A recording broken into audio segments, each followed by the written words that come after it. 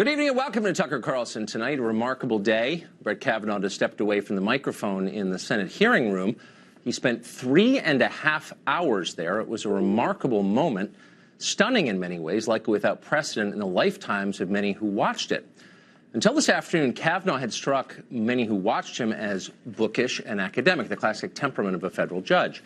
He emerged, though, this afternoon transformed, a man on fire, fighting with everything he had to save his family, himself, and the presumption of innocence. Kavanaugh began his testimony today with an unequivocal denial of the allegations against him. I did not sexually assault Christine Blasey Ford or anyone else at any time, he said, his voice rising.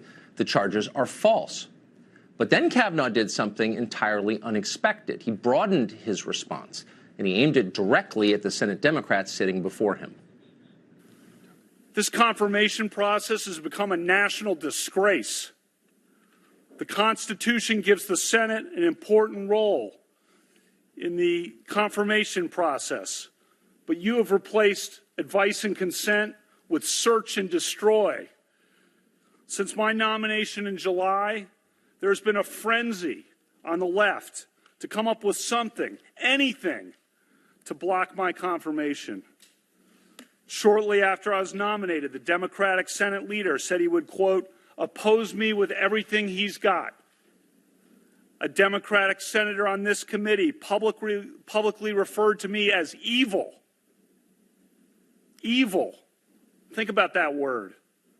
And said that those who supported me were, quote, complicit in evil. Another Democratic senator on this committee said, quote, Judge Kavanaugh is your worst nightmare. A former head of the Democratic National Committee said, quote, Judge Kavanaugh will threaten the lives of millions of Americans for decades to come. I understand the passions of the moment, but I would say to those senators, your words have meaning. Millions of Americans listened carefully to you. Given comments like those, is it any surprise that people have been willing to do anything, to make any physical threat against my family, to send any violent email to my wife, to make any kind of allegation against me and against my friends, to blow me up and take me down? You sowed the wind. For decades to come, I fear that the whole country will reap the whirlwind. No Supreme Court nominee has spoken like this in memory, not even Clarence Thomas. But then none has been accused more recklessly or with less evidence than Brett Kavanaugh has, and he did nothing to hide his rage. This whole 2-week effort has been a calculated and orchestrated political hit, fueled with apparent pent-up anger about President Trump and the 2016 election, fear that has been unfairly stoked about my judicial record, revenge on behalf of the Clintons, and millions of dollars in money from outside left-wing opposition groups. This is a circus. The consequences will extend long past my nomination. The consequences will be with us for decades. This grotesque and coordinated character assassination will dissuade competent and good people of all political persuasions from serving our country. And as we all know, in the United States political system of the early 2000s, what goes around comes around. I am an optimistic guy. I always try to be on the sunrise side of the mountain, to be optimistic about the day that is coming. But today, I have to say that I fear for the future.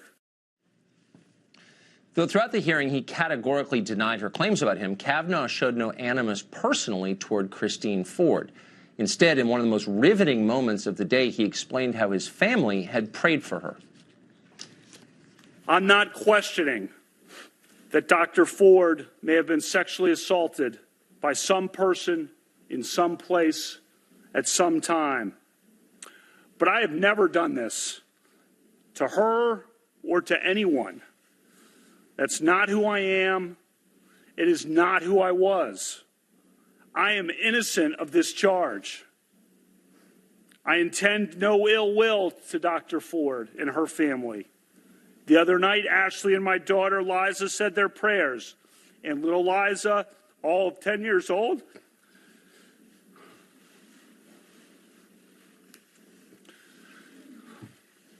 said to Ashley, we should pray for the woman. It's a lot of wisdom from a 10-year-old. We mean no ill will. Behind him as he spoke, Brett Kavanaugh's mother wept with emotion. Kavanaugh concluded his remarks today, as he'd begun them, defiantly. I will not be intimidated into withdrawing from this process. You've tried hard. You've given it your all. No one can question your effort. But your coordinated and well-funded effort to destroy my good name and destroy my family will not drive me out. The vile threats of violence against my family will not drive me out. You may defeat me in the final vote, but you'll never get me to quit. Never. Democrats in the room seem stunned by Kavanaugh's remarks, and for a moment they seem thrown back on their heels, but not for long. Ranking member Dianne Feinstein began the questioning for Democrats. She seemed to suggest that Kavanaugh was secretly a sexual predator. Reading from a script, Feinstein referred to a woman called Julie Swetnick, who was a college student in suburban Washington when Brett Kavanaugh was in high school. Yesterday, as we told you, Swetnick claimed that she witnessed at least 10 public gang rapes in which Brett Kavanaugh was supposedly present and participating. It was a remarkable charge, and yet Feinstein never mentioned that part of Swetnick's claim. Why is that? Well, because the story is ridiculous. It clashes with common sense. It is lunatic. Nobody believes it. So Feinstein left that part out in order to smear Kavanaugh in front of the world and omitted highly relevant information about his accuser, indeed the entire accusation. It was reprehensibly dishonest behavior, especially for a U.S. senator, and Kavanaugh all but said so. I'm talking about getting the evidence and having the evidence looked at. And I don't understand, we hear from the witnesses, but the FBI isn't interviewing them and isn't giving us any facts. So all we have. You're interviewing me. You're interviewing me. You're doing it, Senator. I'm sorry to interrupt, but you're doing it. There's no conclusions reached. And what you're saying, if I understand it, is that the allegations by Dr. Ford, Ms. Ramirez, and Ms. Swetnick are wrong. Yeah, that is emphatically what I'm saying. Emphatically. The Swetnick thing is a joke. That is a farce. Would you like to say more about it? No. It was a surreal moment. The day was filled with those. At times, the hypocrisy level got so high you wondered how people in the room could breathe. There was the oleaginous senator from New Jersey, a man who once admitted molesting a girl in high school, sitting there accusing someone else of molesting a girl in high school. There are dark elements that allow unconscionable levels of, unacceptable levels of sexual assault and harassment. You are opening up to open air hurt and pain that goes on across this country.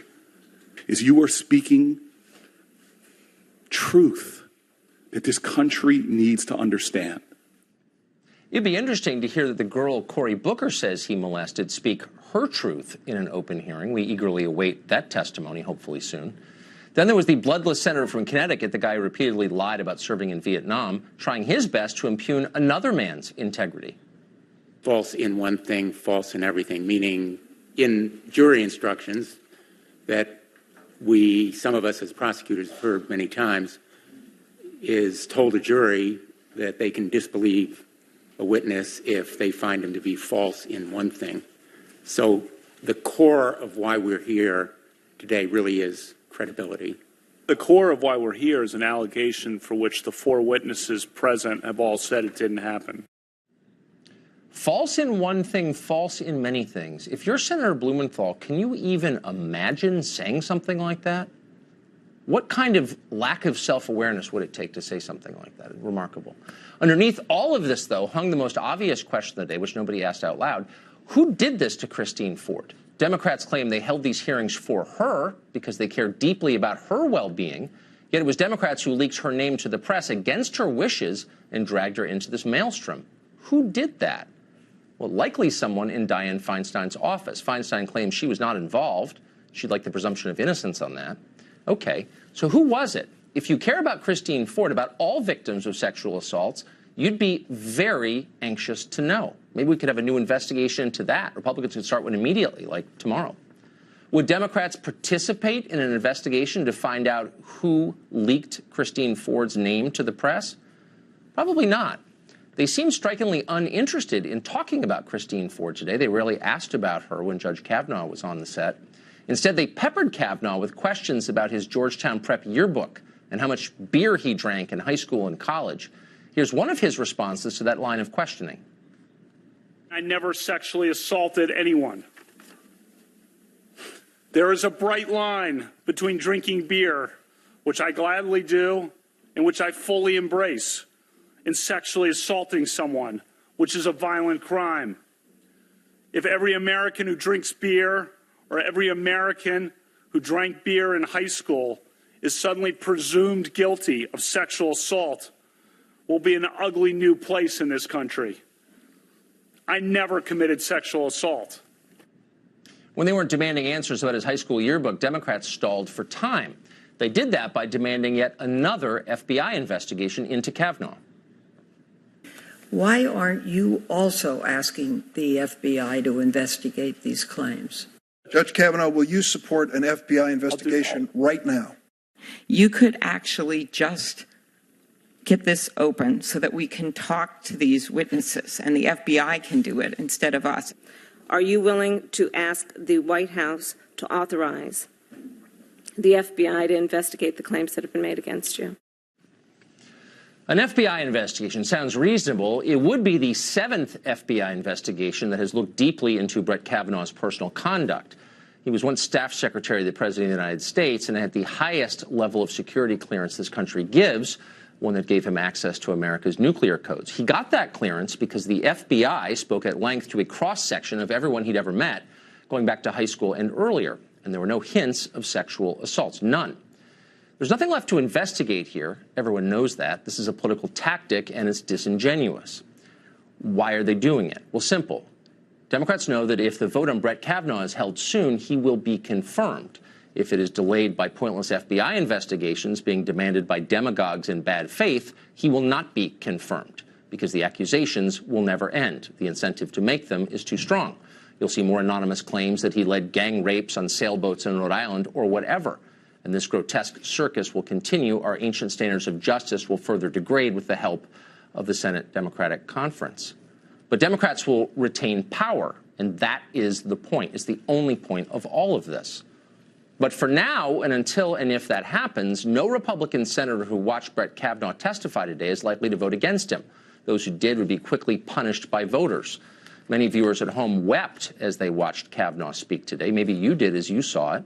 Those of us who have been falsely accused of sexual assault by strangers understood well the feeling of terror and loneliness that shone on Kavanaugh's face. Prove you didn't do it, or everything you have will be taken from you by force. That's not an easy task for anyone. Kavanaugh came as close as a man can to clearing his own name. He didn't get a lot of help from Senate Republicans other than Lindsey Graham. The next time you're falsely accused of a crime, don't ask them for backup. Brett Kavanaugh did it all himself. He had no choice. As his life collapsed around him, he stood bravely and he spoke clearly, and it's hard to imagine a fiercer test of a man's character than that. We're going to be considering all for the next hour what happened in the Senate today and its implications, but we're going to begin, fittingly, with Fox senior political analyst Brit Hume, who spent all day covering this story. You were on the set from 9:45 this morning until now. What was that experience like as someone who's watched a lot of Senate hearings? Well, it was personally distressing to me that we even got to this point where we had to, where this squalid allegations came up, after the matter was essentially closed. And he had to respond to it in such a way that he had to try to prove a negative, which is virtually impossible to do. And then, as I rather anticipated, came her testimony, which was emotional, as was his, and powerful in its way. And I thought to myself, now the burden is even higher on him. And the Republicans did next to nothing in the hired questioner they had, through the hired questioner they had to cast doubt on her testimony. And politically speaking, that might have been wise. So it all was up to him. And I was wondering whether he could do it, and whether the mild-mannered young man, young compared to me, that he is, would be effective in this setting under these circumstances. I have to say, I think he was extremely effective. I think his emotion, at times he was near tears, made his testimony credible. If you're accused, Tucker, and you may know this, of something that wrong and it's false, it makes you emotional. I do know that feeling very well. Exactly, and I think that came through. So the audience here really, it comes down to a handful of Republican senators who are undecided, at least nominally undecided. It is a little hard to imagine after today's testimony by him that they would turn against him. Remember, these allegations against him were uncorroborated when the day began, and they were uncorroborated at the end of the day still. And the only corroborative evidence really that was produced were his old calendars and diaries that he produced. They're not dispositive, but there's something. And so it becomes down to his word against his, and he seems to me, at least as credible as she was. So I think, at this point, it's utterly regrettable that we got here. The process has been damaged for years. Now it's ruined, and this is where we are. One hopes he may survive it. The moment that shocked me the most, that I expected least, and I agree with you, I never thought a man like Brett Kavanaugh could do what he did today. I was stunned by it. But the moment that really shocked me was when he spoke about praying with his daughters for Christine Ford. As a father, what was your reaction to that? This is what serious Christians do. This is what serious Christians are called to do, that you are to love your enemies and that you are to pray for those who may have harmed you. Now, I'm not saying Christine Blasey Ford was actually an enemy in that sense, but in this setting, of course she was. She was the one pitted against him. She has harmed him. Yes. She's harmed him, certainly. And, that this is the kind of people. I don't know Brett Kavanaugh, but I know his father, so I know the family to some extent. I also know her father and that family to some extent. They're fine people, all of them. So that's one of the things that makes this thing so terribly sad. But yes. I think that was a moment. And then I think when Senator Lindsey Graham, who I think has been indignant about this for weeks now, got his turn, he wasn't having any questioning done by somebody else. He made as powerful a statement and denunciation of this process and what's happened to it as any I've ever heard from anybody in this town. I've been around here a long time. That was an unbelievable moment. We're going to play clips from that in just a minute in case you missed it. That was a moment, for sure. I will never forget that. Britt Hume, thank you very much. You bet, Tucker. During her testimony earlier today, Christine Ford said she had no doubt she was the victim of Judge Kavanaugh 36 years ago. Dr. Ford, with what degree of certainty do you believe Brett Kavanaugh assaulted you? 100%. Senator Lindsey Graham, who has been a judge and a defense attorney, said much more was needed. Shortly after Kavanaugh's opening statement, he denounced the entire process as a sham and a disgrace with a level of vehemence we almost never see in the U.S. Senate. Watch this. If you wanted an FBI investigation, you could have come to us. What you want to do is destroy this guy's life, hold this seat open, and hope you win in 2020. You've said that, not me. You've got nothing to apologize for. When you see Sotomayor and Kagan, tell them that Lindsey said hello, because I voted for them. I would never do to them what you've done to this guy. I cannot imagine what you and your family have gone through. Boy, y'all want power. God, I hope you never get it. I hope the American people can see through this sham, that you knew about it and you held it. You had no intention of protecting Dr. Ford. None.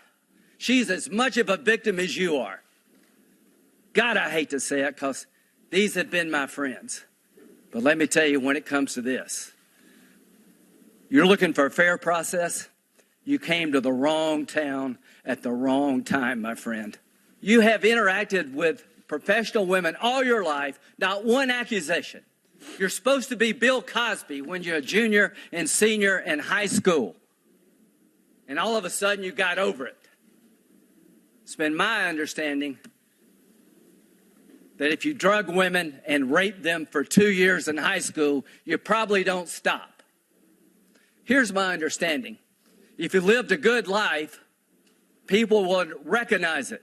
To my Republican colleagues, if you vote no, you're legitimizing the most despicable thing I have seen in my time in politics.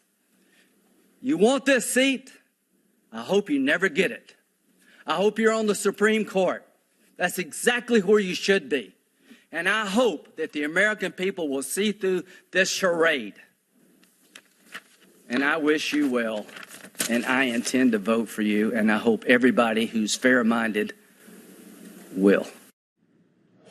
When was the last time you saw something like that in a Senate hearing? Molly Hemingway is a senior editor with The Federalist, and she joins us tonight. Watching Lindsey Graham give that speech, and we truncated it. I mean, it's worth pulling up and watching the whole thing. Not reading from notes. I mean, most of these people are reading directly, from a script written by staff. He meant that. Yeah, and I think he really spoke to a lot of people who feel like the sane part of the country has been taken hostage by the insane part of the country. What we have witnessed in these last couple of weeks is just a travesty. Yes. Anyone who cares about rule of law, presumption of innocence, having meaningful legal and political institutions is wondering just what's going on. The media are throwing their credibility away. They're diminishing all of their standards. And Democratic partisans also behaved shamelessly, depending on how you look at it. And it is something that I think a lot of people don't understand what was unleashed by this behavior by Democrats and the media. There is extreme sadness at what we saw happen to this man. Yes. There's just so much anger, too, and a desire to make sure that we do not let this happen, regardless of if you're liberal or conservative, Democrat or Republican. We have standards for how we do things in this country. We have standards for what we demand before we declare someone guilty. If the Republican Party was doing this right now to a Democrat, I would attack them as vehemently. This is totally immoral, and it is nothing. I don't know Kavanaugh. I don't know anything about him. I don't care. This is wrong. I think it's so beyond a Supreme Court nomination. It's even beyond this man's honor and his name and his integrity, which he clearly cares a lot about. To me, this is about the Republic and whether we will do things this way, whether we will let our political and legal institutions crumble, or whether we have a higher standard that we're known for that's built into our Constitution in the Sixth Amendment, where we have rights for people who are accused and where we don't destroy people's lives because we disagree with them politically. I had, honestly, at least 10 people text me today to say, men too, that they were weeping as they watched his testimony. I was sobbing when I was watching it. I heard that a lot from people as well. It was hard just to watch these clips here. I commend that 10-year-old daughter for praying, and I think a lot of people who are Christian or people who pray should think about doing that, because this is one such time.